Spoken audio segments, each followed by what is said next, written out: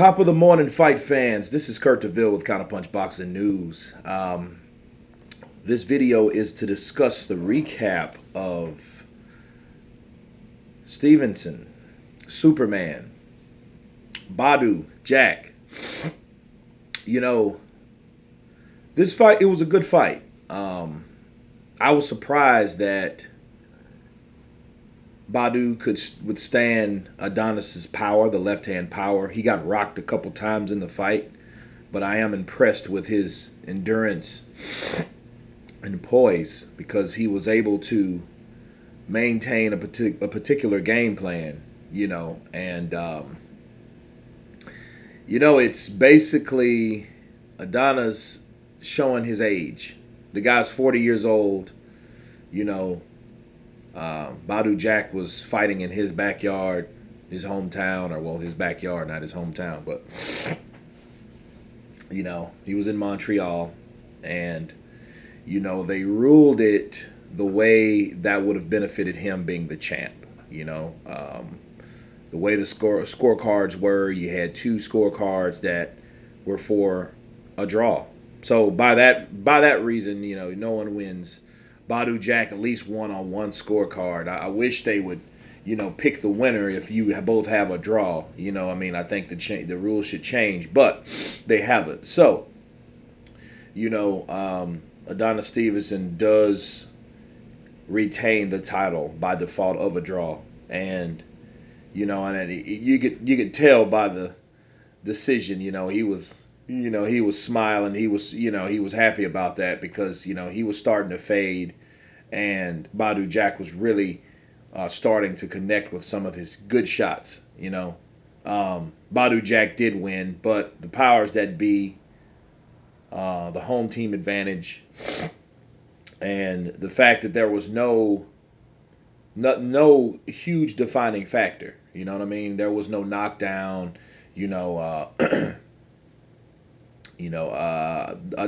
Jack did hit Stevenson, and caught Stevenson with some good shots that bothered him definitely because he was on retreat for at least the 10th and the 11th round. He was on retreat. So, but I think he just ran out of gas too, on top of being, bothered and affected by the shots of Badu Jack. Because Badu Jack is the kind of guy, he takes his time and puts his punches together.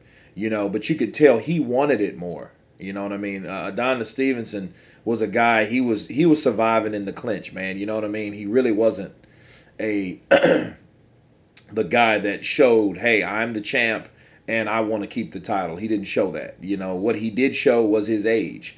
He showed that he was slower. He showed that his power is not diminishing, but if you don't have the speed and endurance to, to channel your power to even, to show that you have it, you know what I mean? You don't even have the tools for that, and the tools for your power is your speed and your endurance, and, that's fading. So, the power is the last thing to go, but at the same time, if you don't have a way to channel that power, or to make that presence known of your power, it doesn't really matter, so, Adonis Stevenson, he retains it. So, he keeps that title captive for another whatever amount of days he fights, and he really hasn't been as active as most fighters, you know what I mean? But it was a good fight. It was an entertaining fight. It wasn't boring, that's a good thing. So it was good for the fight fans. That particular fight would have been a good fight to be there live. You know what I mean? Because, you would have seen, two bigger guys going in there and showing what they have to offer. It sucks for Badu Jack, from having his fourth draw, man. So, and then, a lot of those draws, you could look at them easily or, as wins. But don't be getting too pissed off too quick, and shitting on the sport of boxing because those draws could have easily been losses. You know what I'm saying? So for a person that gets a draw, look at it as a undercover win. You know what I mean? Instead of a robbery. You know what I mean? If they would have just, no, it's going to Stevenson, go home, bye, go back to Europe. You know what I mean? So, at least it was a draw to kind of, well, no, he didn't win, but he did not lose either. So, what do you do? Um, the first fight, Gary Russell Jr. and Joseph Diaz Jr., the tale of the two juniors. It was a good fight. Gary Russell hurt his hand, his right hand again. You know what I mean? So that kind of limited what he could do. Joseph Diaz, he was a tough competitor. He was like a tough, durable guy. You know what I mean? And he wasn't coming to fold, but he just couldn't handle the speed. But he did catch Russell with some good shots. Um, what I've seen about Gary Russell Jr., is besides his blinding speed, you know what I mean? Because he has some blinding speed, man. The dude he can throw those bows. You know what I mean? He can really go. But I think he's developing the Amir Khan syndrome. You know, when you throw fast lightning combos like that, you could always time speed. You might be the fastest guy in the world, but if you can time it, it doesn't matter. And I seen a couple times last night that Diaz was able to, time Gary Russell Jr. with uppercuts. You know what I mean? And you got to think of it like this, and it caught him flush. It did make contact, but ask yourself, what if this was a guy like Prince Asim Ahmed throwing, with awesome power in that weight class? You know what I mean? I think that's what saves him a lot of times, along with his speed, is his ability to withstand a punch coming from someone else. You know what I mean? His only loss was, like I said, from Chenko. He was bothered by the angles and the pivots, but he said that he was, suffering from other things. So, I would love to see a rematch, but the only way that he's ever going to fight Lama is he's going to have to go up to Lomachenko's speed, and I don't think he would be as fast, you know what I mean, at 9 pounds north. Honestly, I just don't think that.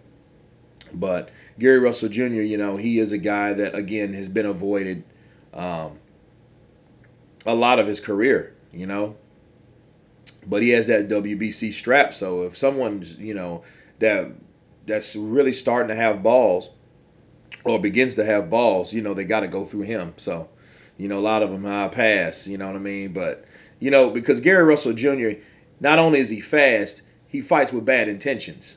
You know what I mean? He's there to hurt you. This is the hurt business, and he understands the profession that he's in.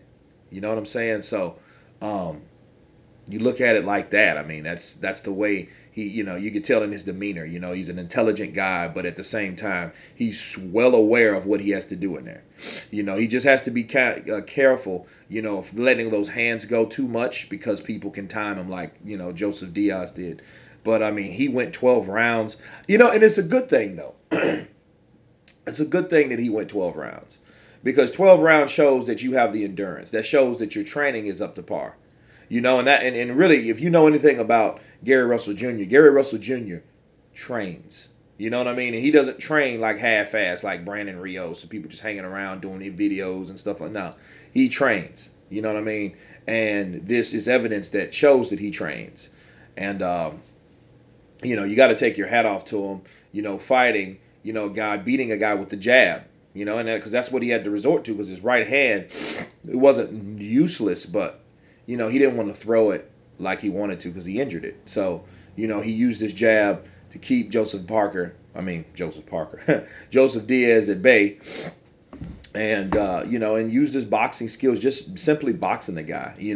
Fighting a guy that is trying to come in, and crowd your space and take what you got. You know what I mean? So it showed poise. It showed experience, and he also gained some experience points last night. So of course everybody wanted to see a knockout, but we didn't see any on any fight. So, but it is what it is. We had 24 rounds of action, so that's what we have. So that's the recap for these particular fighters.